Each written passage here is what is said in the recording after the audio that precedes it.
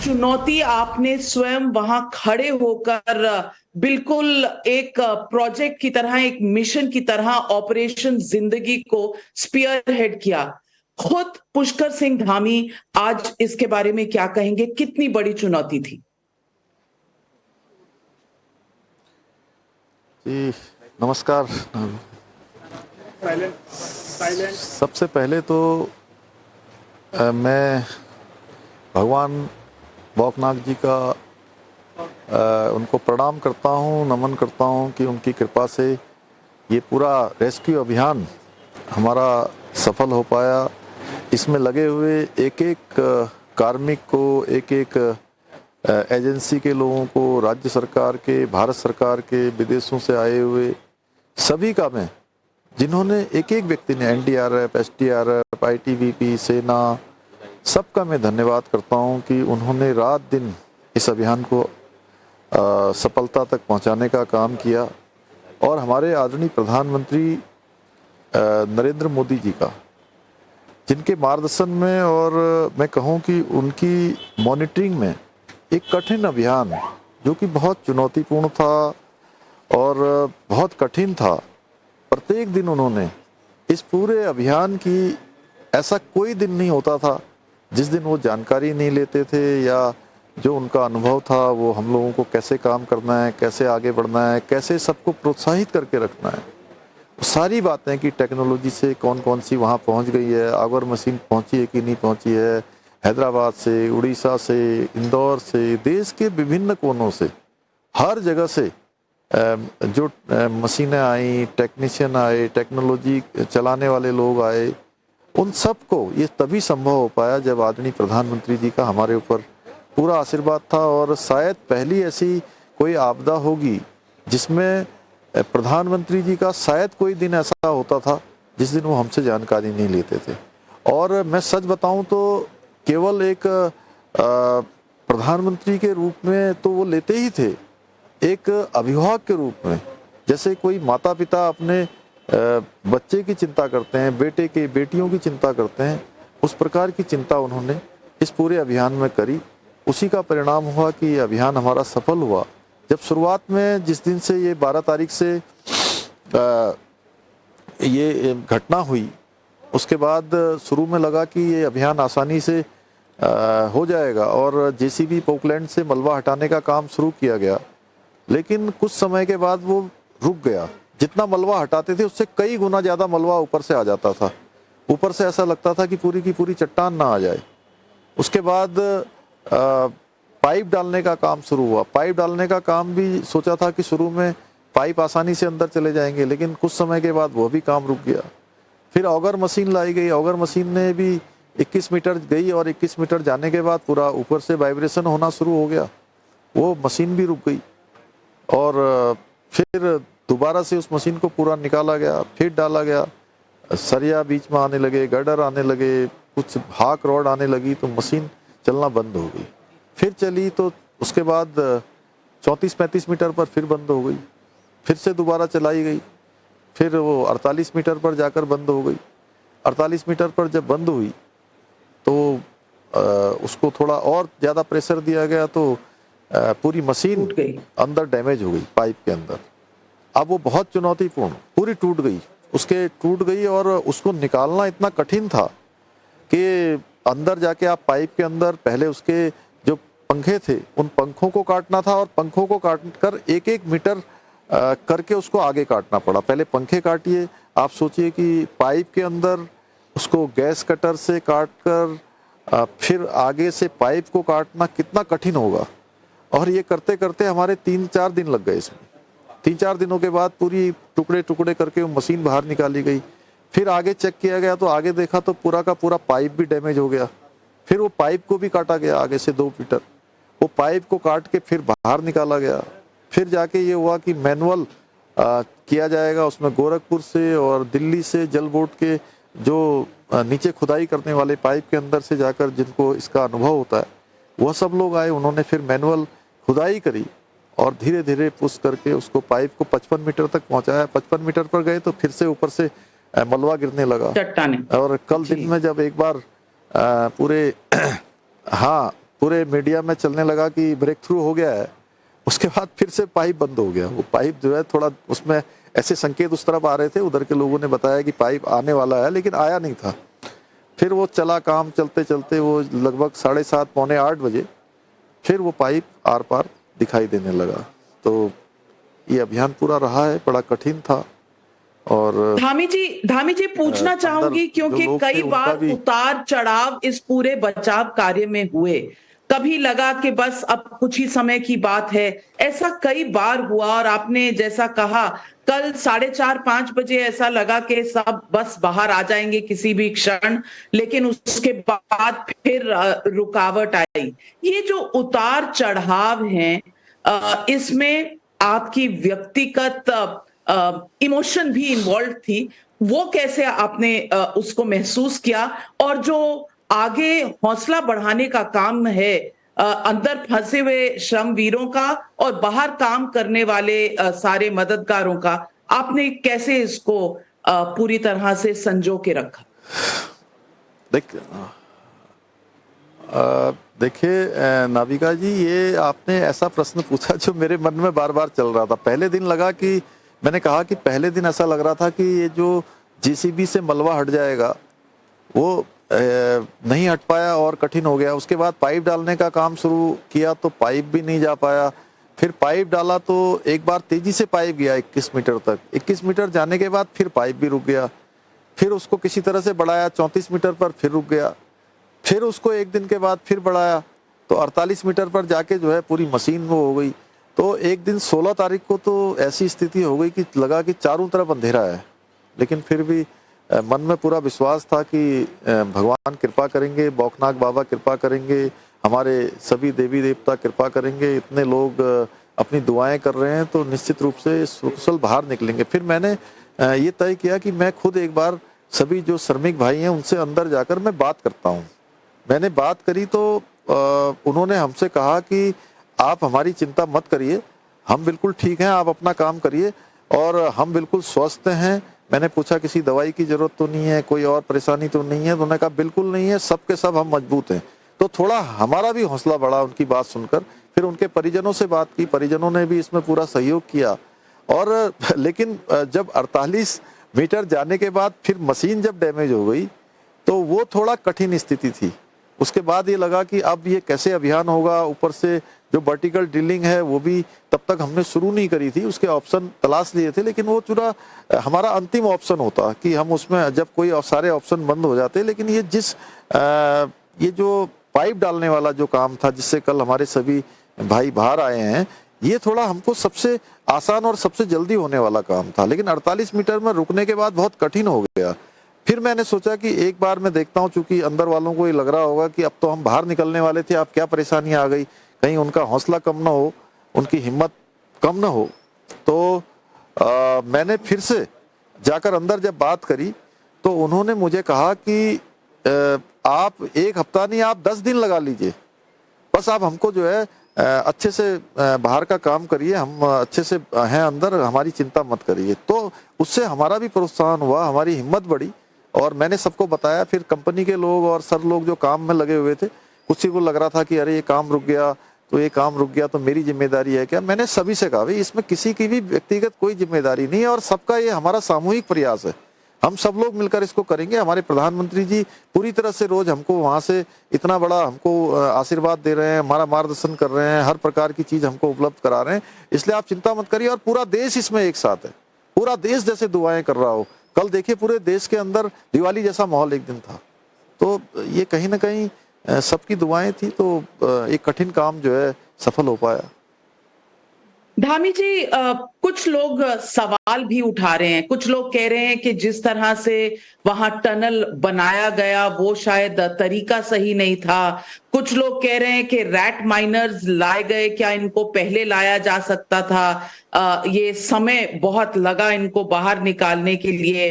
और कुछ लोगों का ये भी कहना है कि डायनामाइट, जेसीबी इस्तेमाल ही नहीं करना चाहिए था और सरकार ने गलत काम किया।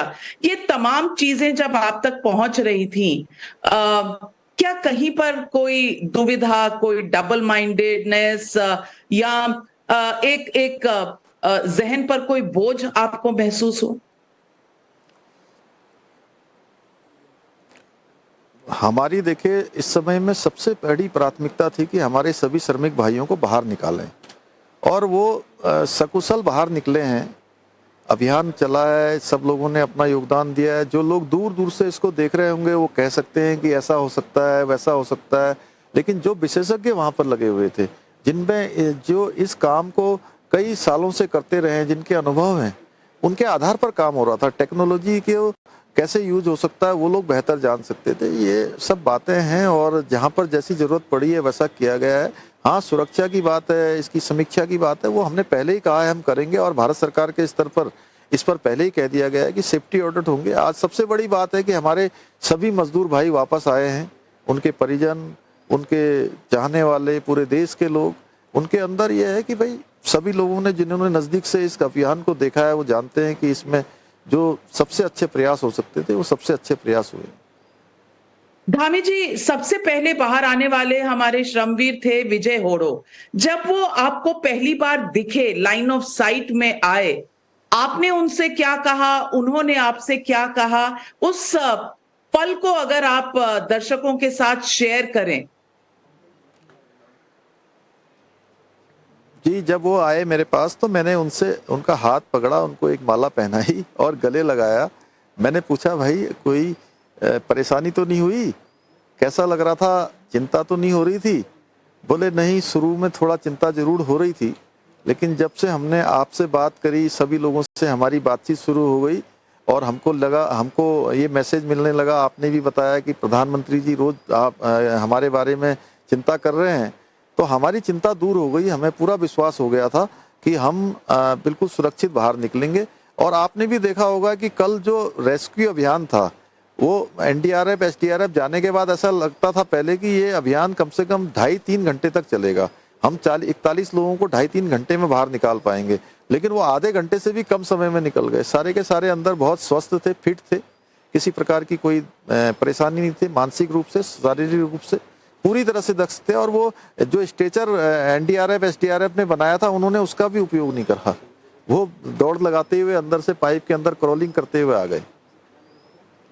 बहुत बड़ी बात है ये। लेकिन धामी जी, हमारे देश में चुनाव हर वक्त होते रहते हैं और विपक्ष हमेशा अपनी राइफल तैनात करके रखता है, एकदम ठीक ठाक काम कर रही है कि नहीं। तो विपक्ष ने शुरू कर दिया, कैमरा बुलाओ। कांग्रेस पार्टी का ट्वीट था, कैमरा बुलाओ तो प्रधानमंत्री वहां पहुंच जाएंगे, क्योंकि अब चुनाव का काम खत्म हो गया है। कुछ लोगों ने तो ये भी कहा, और राहुल गांधी जी ने कहा कि क्रिकेट मैच में जाने का समय है प्रधानमंत्री को, लेकिन उत्तरकाशी जाने का समय नहीं है। ये तमाम चीजें जब विपक्ष ने कहा, इस पर आपका अपना क्या विचार है, और आप विपक्ष को आज क्या कहेंगे? देखिए, मैं विपक्ष से यही कहना चाहूँगा कि पहले भी लोगों के समय में आपदाएं आती थी, तो किस प्रकार से लोग वहाँ पर समय देते थे, किस प्रकार से उस समय के प्रधानमंत्री काम करते थे, ये भी लोगों ने देखा। और इस प्रकार से प्रधानमंत्री जी का चिंता करना, प्रत्येक दिन चिंता करना, और मैं सच बताऊं तो एक माता पिता जैसे अपने बेटे और बेटियों की चिंता करते हैं, उस प्रकार के उन्होंने चिंता करी है।